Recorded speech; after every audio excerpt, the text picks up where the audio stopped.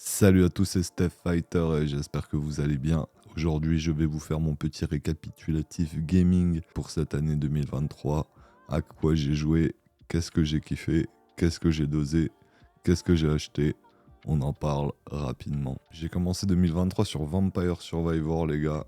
J'avais chopé sur le Game Pass et j'ai geeké comme un ouf ce jeu. Ensuite, je me suis rendu compte qu'il y avait une version mobile que j'ai geeké comme un ouf aussi, particulièrement pendant mes vacances, et je l'ai racheté sur Steam ensuite. Du coup, je pense que c'est un des jeux sur lequel j'ai le plus d'heures de jeu. J'ai pas le compteur exact, mais j'ai beaucoup d'heures de jeu. Alors, mon année gaming 2023, elle a commencé aussi avec du nouveau hardware. En fin 2022, j'avais acheté un laptop gamer Lenovo Legion 5 avec un Ryzen 5 et une RTX 3070 dedans. Le laptop, je l'ai upgrade un petit peu. J'ai rajouté un SSD NVMe. Je l'ai passé à 32 Go de RAM. Vraiment un bon petit laptop qui m'a permis de tâter pas mal de jeux. J'ai fait un peu de Red Dead Redemption 2 qui m'a mis une grosse claque et que je compte faire entièrement sur mon PC desktop en full. Red Dead Redemption 2 que j'ai vraiment bien aimé. Juste, il s'est fait prendre de court par la folie furieuse des jeux qui sont arrivés durant 2023. Début 2023, j'ai craqué pour Hogwarts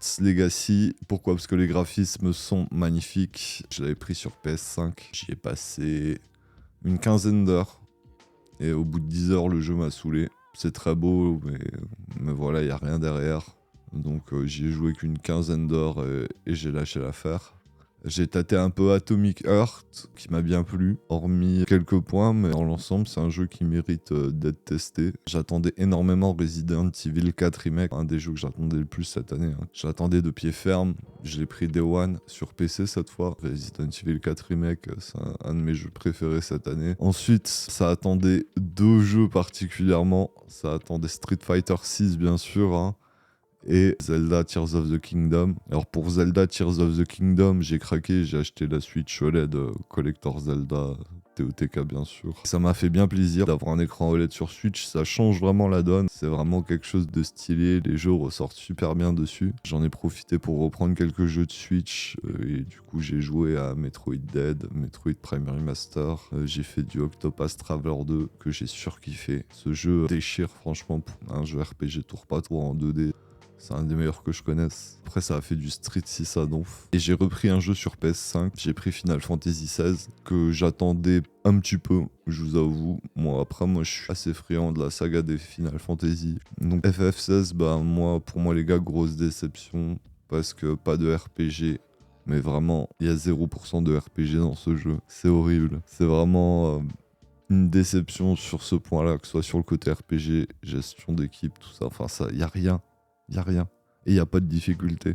Il y a vraiment zéro difficulté dans ce jeu. Il mérite que pour ses combats d'invocation, les combats d'invocation déchirent tout. Franchement, gros big up à Titan, gros big up à Bahamut. Mais pour le reste, c'est mort. Donc je me suis fait chier pendant plus de 30 heures pour quelques combats super épiques et géants. Donc FF16 au placard, les gars. Et ensuite, on a eu Starfield. Starfield qui divise. Même moi, il me divise. Parce que autant j'y ai passé une centaine d'heures, j'ai surkiffé plein de trucs, j'étais dedans, j'étais à fond. Le monde, je kiffe. L'univers est magnifique. La DA de certains endroits et tout, ça tue la gueule. La musique, tout ce que tu peux faire dans le jeu.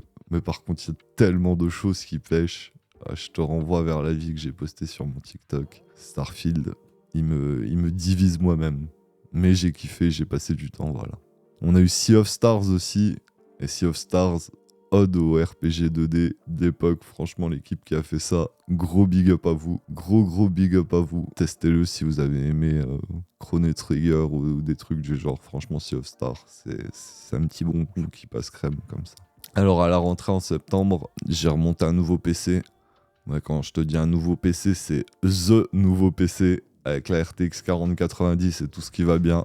Je te dis pas, je suis en plein kiff. Alors, on a eu Super Mario Bros Wonder, qui est un petit bonbon aussi, que j'ai surkiffé. Et franchement, le jeu est trop bien, on kiffe, on le fait en famille, c'est génial. Une nouvelle idée à chaque stage, une bande originale, une musique qui déchire la gueule. Il y a des passages, c'est comédie musicale, là. Le monde où les fleurs chantent, il y en a d'autres après dans le jeu, je vais pas vous spoiler les surprises. Mais voilà quoi, Super Mario Wonder, petit bonbon aussi qui passe crème. J'ai craqué aussi pour les Spider-Man que j'avais jamais fait. Du coup, j'ai un peu dosé les Spider-Man. Il m'en reste un peu à faire. J'ai bien kiffé. Franchement, Spider-Man, c'est un bon Marvel, quoi. Tu vois, c'est un bon popcorn. C'est pas un grand jeu vidéo, mais c'est un super monde et c'est un bon Marvel dans son scénar et tout ça. Donc voilà, ça passe crème. Ensuite, on a eu un gros banger de l'année pour moi, Alan Wake 2. Gros start technique et scénaristique et tout et tout. Bah franchement, Alan Wake 2, je ne peux que vous le recommander. Alors apparemment, de ce que j'ai entendu, c'est pas très bien vendu pour un gros triple A comme ça. Mais c'est un jeu que je vous recommande les gars, c'est à faire. Hein. Franchement, c'est une grosse baffe dans ta gueule, surtout si t'as GeForce Now, un gros PC, un bon truc pour le faire tourner. Tu vas te prendre une claque de ray tracing, mais c'est un truc de fou. Et le jeu est bien en plus, il est prenant, captivant, vraiment sympa, il y a de bonnes idées, vraiment foncez sur Alan Wake 2. Bah pour terminer l'année, j'avais pas pu faire Baldur's Gate 3, donc j'ai attaqué la Baldur's Gate 3. Bah alors pareil, je pense que je vais y passer des centaines et des centaines d'heures.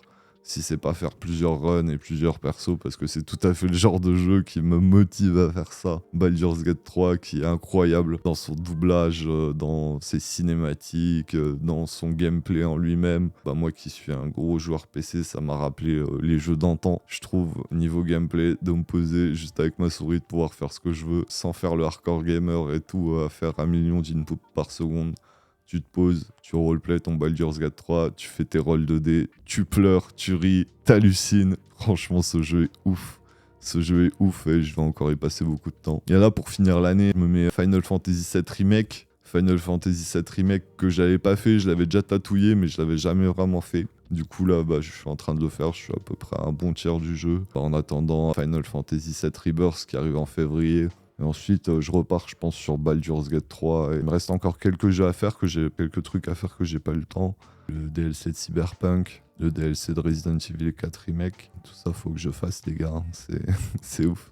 Et aussi, en cette fin d'année, ben, j'ai racheté un Steam Deck d'occasion. Vu que le Steam Deck OLED est sorti, j'en ai profité pour choper un Steam Deck LCD d'occasion. Que j'ai déjà customisé un petit peu. Une machine que je surkiffe, qui a une super prise en main. En portable, avoir ce genre de prise en main, c'est vraiment top. Je suis en plein kiff, un Steam Deck, RTX 4090. Si tu me suis un peu sur les réseaux aussi, tu sais que j'utilise Moonlight Stream. Moi, je stream ma tour sur ma télé, je stream ma tour sur mon laptop. Et comme ça, je suis tout le temps bien pour pouvoir geeker. Et franchement, c'est terrible. Cette année 2023, franchement, j'ai kiffé ma vie. J'ai kiffé ma vie de gamer, les gars. Je vous ai partagé ça sur mon compte TikTok perso, mes comptes Steph Fighter sur YouTube, partout. Et aussi sur la Gazette des Gamers, petit Discord qu'on a créé, petit TikTok où tu as tous les trailers, les dates de sortie des jeux. J'essaie de te tenir à jour. Il y a zéro putacliquerie dessus, c'est que des infos directes. Je kiffe ma Gazette des Gamers. Si vous n'êtes pas encore abonné, bien sûr, abonnez-vous. Et aussi, grosse part de partage sur TikTok, hein, les gars, que j'ai kiffé aussi. Je vous partage ma vie de geek, je peux archiver un peu tout ce que je fais. C'est vraiment cool, c'est vraiment stylé. Donc pour moi, l'année 2023, on a eu des bêtes de jeux, mais vraiment plein de bêtes de jeux. J'ai pu jouer à beaucoup de choses. Ça m'a coûté pas mal de thunes cette année, on va pas se mentir. Mais c'était vraiment une super année. L'année de l'éclat, que ce soit niveau hardware, niveau de toutes les sorties des jeux, plus le fait de vous partager ça sur TikTok et sur la Gazette des Gamers. Une super année 2023. Bah voilà les gars, 2024, du Baldur's Gate 3, DLC de Cyberpunk, tout ça je vais refaire en entier, donc ça va me prendre des dizaines et des dizaines d'heures, jusqu'à Final Fantasy VII Rebirth. Il y a le Prince of Persia d'Ubisoft qui me sauce bien aussi. J'ai quelques jeux à finir sur Switch encore, enfin on n'est pas perdu niveau jeux vidéo hein, les gars. Voilà, c'était Steph Fighter pour mon récapitulatif de mon année gaming de 2023 et je vous fais plein de bisous. À bientôt.